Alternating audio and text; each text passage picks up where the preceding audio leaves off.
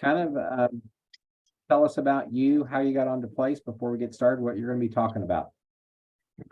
Yeah, 100%. Hey, if you wouldn't mind, Wes, I got a slide deck. If you want to make me co-host, that way I can kind of share it. That'd be awesome.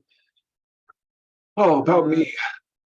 I have enabled share, so you can go ahead and share your screen.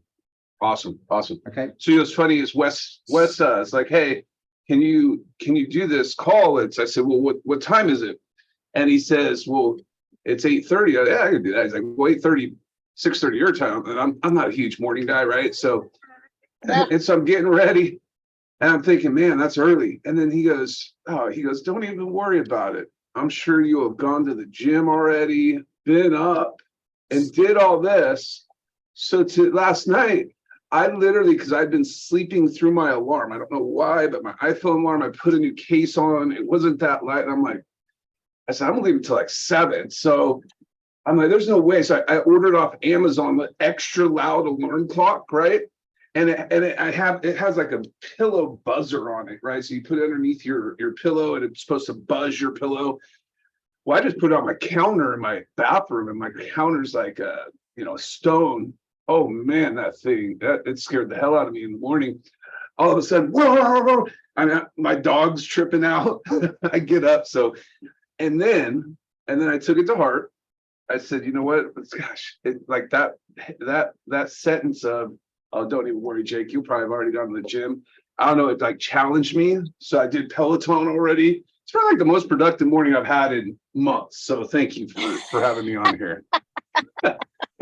So I had to share that story because it was my morning today. So what about me? I've been with Ben and Place and Chris for, 6-7 years now. I don't know, maybe more. I kind of lost count. Been in the business for 20 years. I've been a prospector for a long time. So I built my business. I was here in obviously 08, 9, 2010. And so did a lot of prospecting. And I did it, I was like many of us on this call, literally, I still remember we call it pitches back then. My first pitch I started the mortgage business. I took a loan application and I essentially got it. My manager was busy. I'm like, hey, help me out, Sean. He said, oh, I'm busy. Go see Mike. We had this guy in our office, Michael Jackson. Definitely the like proverbial car salesman. I mean, you couldn't get more than him, right? He was really good. I just didn't like the way he sold. So I got help from him, and then he goes, all right, tell him this. Tell him the good news is I got a great loan program for you. The bad news is you got to work with me. And this is my first like sales conversation. Needless to say, the dude hung up on me, never could get a hold of him again. And that was my first sales experience. And so I started out terrible, and I just really focused on getting better and honing my craft. So that's a little bit about me, Wes. Very good. Tell us what you're talking about today. So we're going to talk about leveling up our conversations, converting leads to appointments. So show of hands real quick and just hit that little reaction button here. How many of us have been in the business like 2 years or less? Just hit the reaction button and hit the raise hand, just so I can see. Anybody? All right, Jordan, thank you for sharing there. Preston, what about you? You've been in it for a while? Gotcha. Okay. Yeah, 4 years. Oh man, you're a vet, dude. Seasoned vet. I like it. All right. So one of the things, and I think I find this just along the ways of across and I'll share my screen here. I think it was sales and was anyone on Baker's call yesterday, Jason? Anybody? The Power Up with Bellingham? I was not. Okay.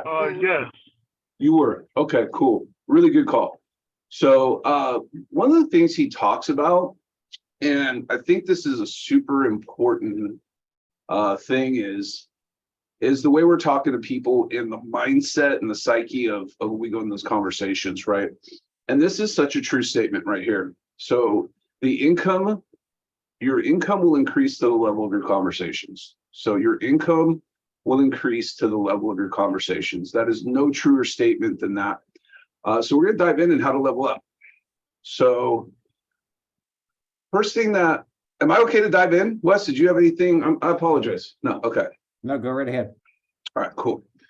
So the first thing is looking at the conversation. Every conversation we enter into, whether it's an open house, an internet lead, an expired call, a for sale by owner, looking at it from this perspective, what are we trying to accomplish? Really, if you look at this, what we're trying to accomplish is the first thing is build a relationship, right? Says John Maxwell, this is one of my favorite quotes. People do not care about how much you know until they know how much you care. People do not know or do not care about how much or care how much you know until they know how much you care. Okay. And it's Jake, so true. Yeah. we don't have any slideshow. Oh, you don't up have any yet, slides? Not yet. And this is that 6:30 time, Wes. This is the effects. Do you see it now? See it now. Great. All right, cool. So we're looking at building a relationship. And really, so how do we really accomplish that? First thing I look at is what's a lead, right? I mean, it's a person on the other end of that line, right? Someone who has a need or problem that needs to be solved, right? They chances are sometimes maybe, I've worked with internet leads for years. Maybe they were just kind of looking at a house, but they had some inkling or some thought of, hey, this would be cool to buy a house, or gosh, this house looks great. I wonder if we could do that, right? So they have some type of need that needs to be solved. It's a person who has a need or problem of and it is a solution that we as agents have the ability to solve. So if we're looking at a person, our goal, it's a person, we get caught up a lot of times in appointments and conversations, how many opens did we do, and we kind of get swerved away from the reality of who we're talking to and what's that look like. So remember that's a person, and remember that we're looking to build a relationship with that person. So how do we solve it? Anybody have an idea of how do we solve someone's problem? What's the first step in that? Finding out what the problem is. Bingo, right? Finding out what the problem is. Asking questions, okay? Are we really able to solve something when we don't truly know what the issue is? It's like going to the doctor. You tell him your leg hurts and he's like, hey, it's all good. I'll prescribe you some antibiotics. You'll be good. And you're like, no, doc, I think it's broken. He's like, don't worry. Antibiotics have solved a lot. You're going to be fine. I think a big piece and really finding out the motivation of someone is a challenge. And at the same time, how do we go about doing it? And I'm going to share with you some tactics that our team's been using that's been helping us out quite a bit. So here's some strategies we use when we talking to leads. So the first thing is, let's say for an expired, I call, hey, this is Jake. I'm a local real estate professional here in the area. Hey, I was giving you a call. I saw your house came off the market. Looked like a great house. Did you end up selling that or taking that off the market? What are they going to say? What's that answer usually? Anybody? It's kind of it's a dummy answer. In other words, like, well, duh. Like you're asking them to answer the obvious. Right. So they're going to say we took it off the market, right? Usually that's 9 times out of 10, right? One of the most effective things, whether it's with an internet lead or an expired lead or whatever that looks like, is it's simply repeating that question back with a questioning answer. And when I say that, so, oh, wow, so you took it off the market? And then you become silent. What's interesting is people love to talk. Silence creates uncomfortableness. And when they are uncomfortable, they're going to spew out a lot of information. So this first thing is just repeat back their answer in a question. And if you do that, if you implement that today, and just everyone you talk about, when they give you a first answer, just repeat it back in a questioning manner. Does that make sense, y'all? Okay, so that's one strategy we use. And these are just little details that I find are very helpful. My skills on the slide decks aren't awesome, right? Second thing, has anybody got caught themselves to where you guys stick to the script just so much, or just firing questions at people? Anybody do that, or is it just me?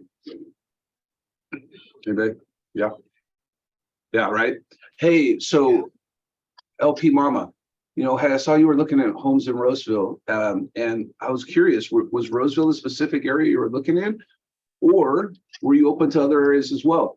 And then we just start, they gave us the answer, Roseville. Yeah, we were looking at Roseville, Rockland. Okay, well, what's important to you about Rockland? We like the schools, we like this. Oh, what's important to you about schools? What's that sound like to you? Anybody? Sounds like you're interested. It does sound like you're interested. Yeah, I love that. Sounds like you're interested.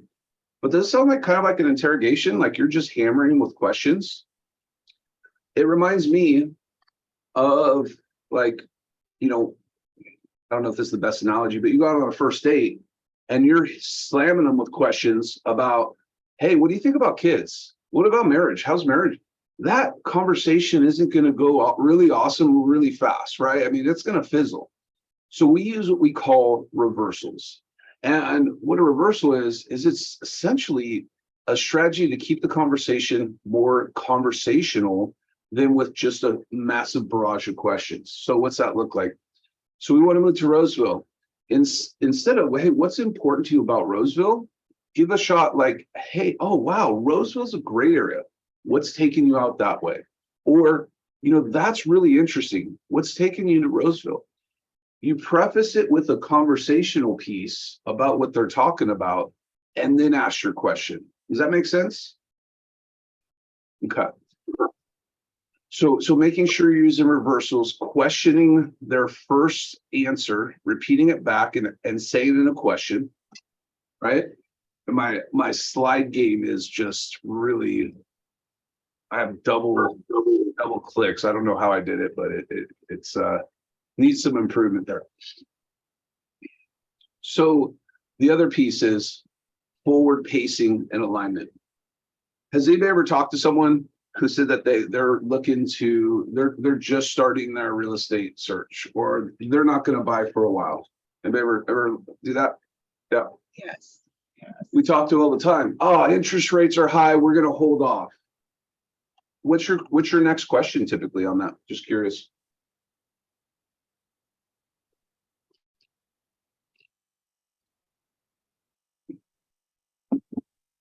You have a question? What makes you say that? Can you tell me more? Well, that's a really great question, actually. What makes you say that? Can you tell me more? Yeah. So I love that question. And then usually one of the big things that some people tend to get out of is one of the things we got to really work on is what we call forward pacing and staying in alignment. And when I say that, a really great question I like to ask is, let's say they say that exact same thing. Okay, you know, Wes, gosh, that's interesting. When you do buy, where are you headed? Right, we're keeping in alignment and forward pacing with them. Okay, yeah, when that time comes for you to sell, what's that look like? What are your plans then? Because we want to keep in alignment with them and make sure that we're forward pacing them. Because if we try to say, hey, well, if you sold now because the market's great, we're seeing multiple offers in our area, what do we do right there? We're breaking alignment with them, right? We're butting heads with them, and we're truly just really not connecting with them at a high level. So repeating back the questions or their answers in a questioning manner, instead of really drilling down and just, you know, like even with your question, I love that. You know, that's interesting. What, you know, tell me more about that. Oh, really? What makes you say that? Maybe preface in there. Oh, wow, that's interesting. You know, tell me more about that. What has you going out that way? Right? We're just looking at being sages, totally understand, curious. When you do make a move, what area are you thinking? Right? So those are three little things. And this year, it's so important with the details. The details truly matter as far as your conversations and little sales techniques, or just conversation techniques. A lot of these things we learned from Persuaded with Joel Rico, right? And it just is super helpful. And just that questioning, what was funny is I was listening to some of my partners on the phone, and I said, you know, try asking it in a questioning manner. And she would ask it in a questioning manner, and then she would answer the question for him, right? So it wasn't really like you were actually getting anything. So a couple little things there. This is my favorite quote that I've found as of late. So what's a lead and what's our motive with it is our goal is to pull out motivation, enhance it with emotion, and get that lead to take action. Pull out motivation, enhance it with emotion, and get them to take action, right? We also use very objections, right? And I'm just going to go through this really quickly. This is actually we have a whole class on this itself. We use an objection handling framework similar to Anthony's. So the first thing that we do is someone hits me with an objection, I'm going to repeat it back to them. Why do I repeat back what people say? Anybody know? Get To let 'em clarity know and you were understanding. listening. Yeah, let them know Yeah. you're listening.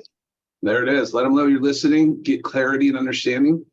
So if you said to me, you know, Jake, hey Wes, you know, looked like you were looking at, you know, homes, and you're like, oh man, you know what, rates are crazy, the market's going to crash. What I do is say, okay, so you're concerned about rates and the volatility in the market, right? So yeah, that's exactly it. Okay, tell me more about that. What specifically concerns you about rates? Because I want to know what it means to them, right? Get clarity, like you said. And what that is that when I ask that question, I don't know if it's because they feel that when rates go up, market prices are going to go down. I don't know if it's because they were pre-qualified and now they're not because interest rates went up so much. I don't know if they just can't afford the payment. So I'm going to give massive clarity on what their objection is, right? Next thing I'm going to do is I'm going to reframe it. So what I found is that any objection will go back to 3 reframes that we use. The first one is making a good financial decision. The second is they don't want to settle. And the third is typically that they want to make sure they have as little disturbance as possible. Some people have, especially during the holidays, they don't want people trampling through their house, or some people don't want they just came off the market on an expired. They don't want to go through that whole experience. So what I would say to Wes is, Wes, so gosh, what I'm hearing then is that you want to make sure whenever you do it, whenever that time is right, that you're making a really good financial decision for you and your family. Because I can't solve interest rate, I can't solve the markets, but I can at least have a conversation about seeing if it is a good financial decision for them and their family, right? And Russ would say, yeah, that's right. Okay, awesome. So aside from making sure it's a good financial decision for you and your family, is there anything else that has you concerned about what's going on in real estate right now? No, that's pretty much all we're looking at. Great. Well, Wes, what I'd like to do is sit down with you, have a conversation. Let's see if we can, you know, see what it looks like to get you into that Roseville neighborhood, closer to your family, get you in that school district. And you know what? If it makes sense to move the conversation forward, we totally can. If not, at least you've got enough good information for when that time is right. And you'll have information to make a really good decision for your family. Do afternoons or evenings work better for you, right? So that's our objection handling framework. We came up with this objection handling framework through a series of, it wasn't us, everything we have is R&D from somebody, some convention that Ben was at, something that they put, and we just kind of combined it. And the main reason we use this objection handling framework is because we don't want to sell on the phone, right? We don't want to give them so much information that they just are overloaded, right? They don't take action, or they say, hey, you know what? Thanks for the information. We appreciate it. We don't need you anymore. We'll call you when we're ready, right? So the other piece of this is that any level of agent can use this objection handling framework.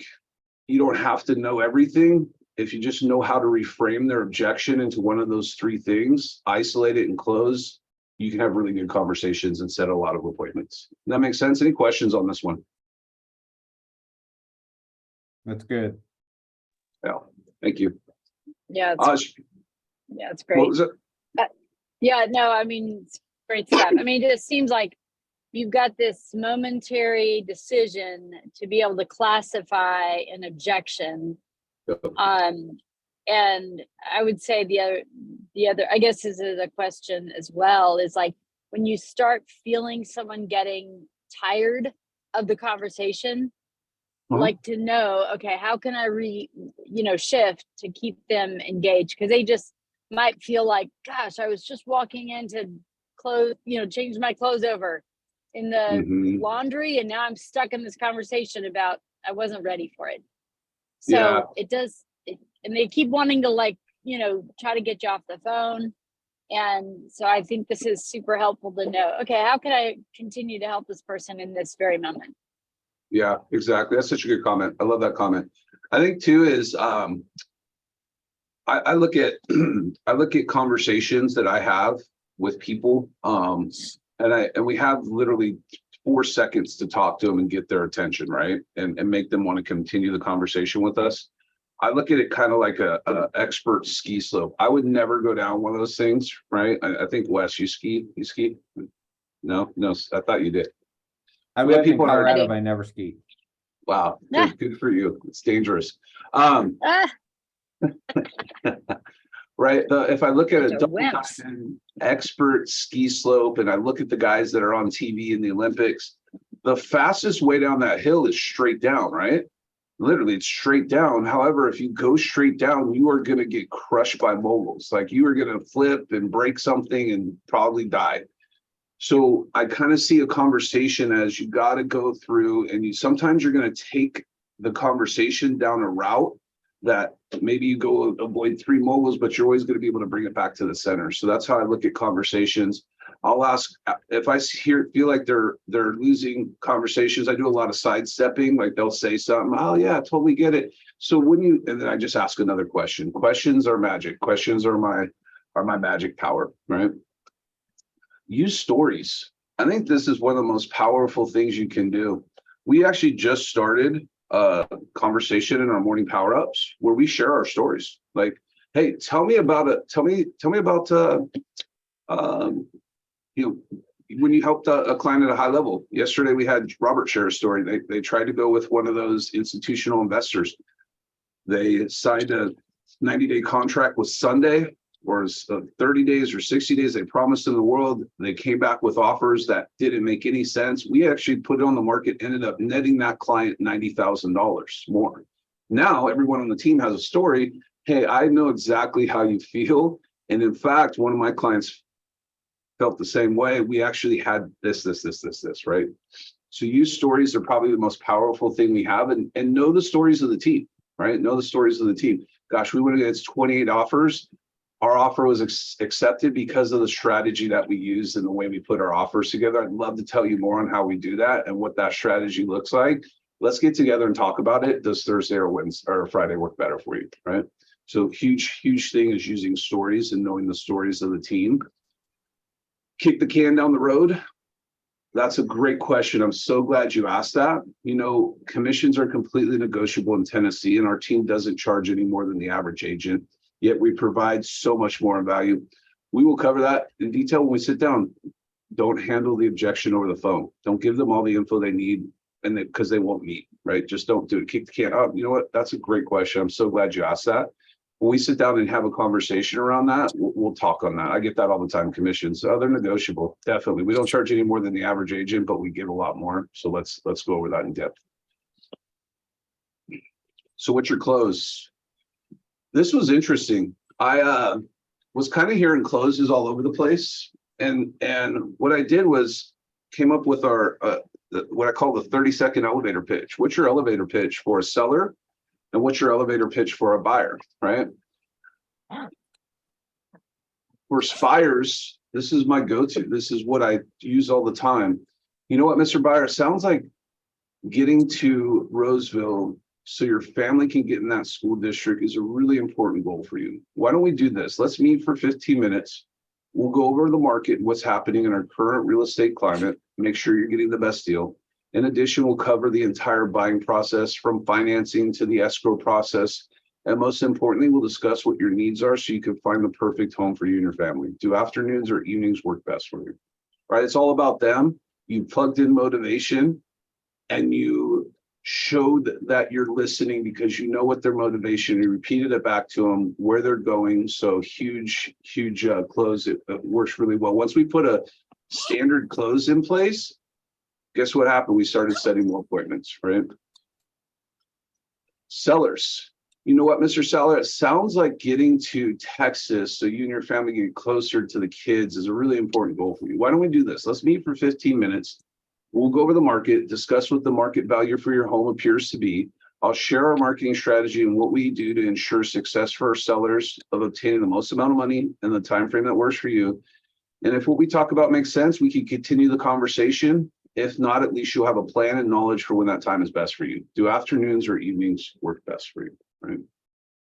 This does a couple of things. One thing you'll notice in all my closes, I never talk about an appointment. Why? Because when you go to an appointment at a doctor's office, it literally is like, dude, I'm going to sit in the waiting room for like 20 minutes. Then I'm going to go in and sit for another. I mean, just appointments. I don't know. They have a bad, I don't know, connotation to them. I like to just, let's have a conversation about it. It's less threatening and it's more approachable, if you would, right? Questions. I'll stop. I spit a lot at you. I know we had a limited time frame. Any questions you got for me on any of this? Oh, Steve, what's up? What up, Jake? Good to see you, man. You too, man. Thanks for hanging out with us.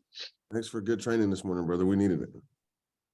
Any ahas, any Yeah. takeaways? What do you got? Questions?